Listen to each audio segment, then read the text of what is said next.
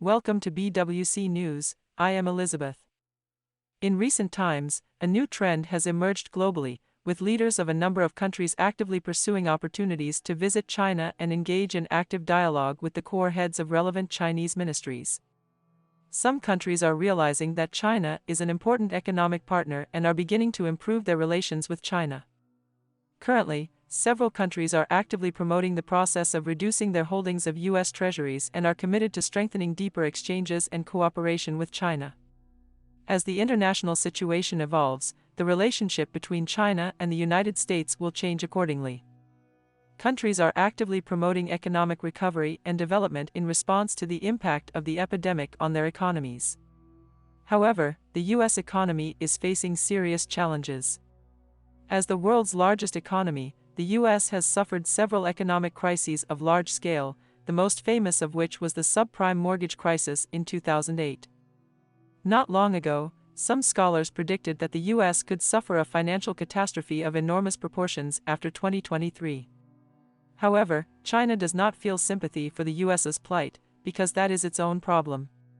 The U.S. is in its current predicament closely related to the liabilities resulting from the massive interest rate hike policy they previously implemented. In 2022, in order to cover up its own economic problems, the U.S. even resorted to collecting wealth from other countries, a practice that has caused deep concern and anxiety among other capitalist countries. With the passage of time, the economic credibility and overall credibility of the United States are gradually declining, and the debt problem has reached a critical point.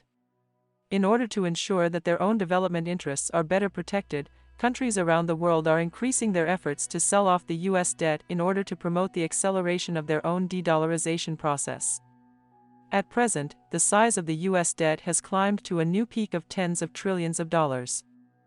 As of May 1st, the protracted U.S. debt ceiling debate remains at a stalemate, more than 3 months after the $31.4 trillion debt ceiling is set to expire. The only development was that the U.S. House of Representatives passed a bill in the last week of April that would have raised the debt ceiling by $1.5 trillion but required $4.8 trillion in spending cuts over a decade. In other words, the U.S. House tied the debt ceiling to significant spending cuts by the White House. However, this is only a unilateral debt ceiling plan by the U.S. House of Representatives, and neither the Senate or the White House has been able to agree with the $1.5 trillion debt ceiling increase planned by the House. As May approaches, U.S. Treasury Secretary Janet Yellen has warned at least 8 times that the U.S. will default in June if the debt ceiling is not raised, meaning they are in a looming countdown. The White House insists that the U.S. Congress must raise the debt ceiling without conditions. In response, Yellen warned again in the last week of April that Congress must vote to raise or suspend the debt ceiling, and it should do so unconditionally and should not wait until the last minute.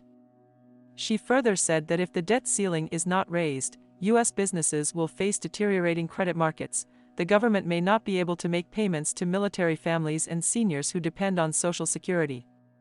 Congress's failure to raise the government's debt ceiling and the resulting default would trigger an economic and financial disaster that would push up interest rates for years to come. A default on the U.S. debt would lead to increased unemployment while pushing up payments on household mortgages, auto loans, and credit cards. A default would raise the cost of borrowing in perpetuity. Future investment costs in the U.S. would be much higher. Yellen said that raising or suspending the $31.4 trillion borrowing limit is a fundamental responsibility of Congress, and that a default would threaten the economic progress made by the United States since the pandemic. Yellen's latest statement means that the U.S. federal vows to be in debt to the end, and the monetization of the huge U.S. debt will be endless. However, the remarks immediately drew the voice of opposition from U.S. Congresswoman Ashley Hinson. She said China must change the way the federal government spends.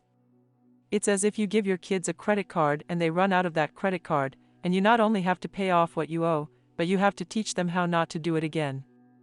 The federal government is no different. Thus, China is once again trying to get the White House to sit at the negotiating table in good faith so that China can move forward. This is a further indication of the growing divisions in the U.S. economy, while the U.S. debt ceiling still seems to be difficult to reach consensus on in the near term. Financial markets are increasingly concerned about this impasse, with the cost of insuring U.S. debt continuing to remain at its highest level in a decade since late April.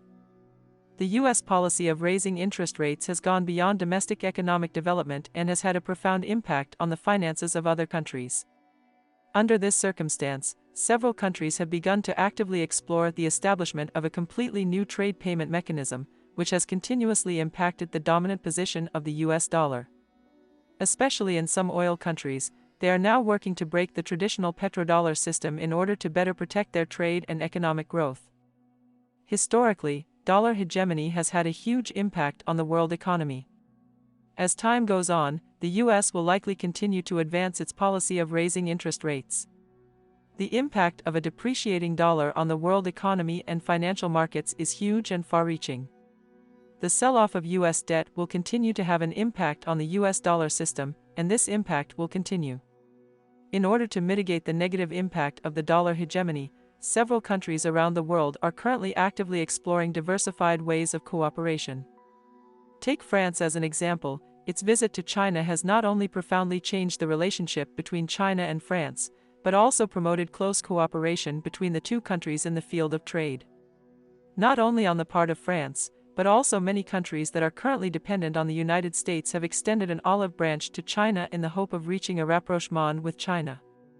Especially after French President Macron's visit to China, China's image in the South Pacific region has improved, and it is likely to receive recognition and support from more countries in the South Pacific region in the future. As European countries, led by France, gradually withdraw from the U.S. fold, they have chosen to strengthen cooperation with China in order to boost their economies and better secure internal stability and prosperity. Out of fear of U.S. hegemony, China initially chose to side with it and work together to suppress China, as it feared the confrontation would bring a corresponding loss of benefits to China. However, most U.S. allies have now realized that continued dependence on the United States is not a rational decision and will likely become a target for the other side to gain wealth.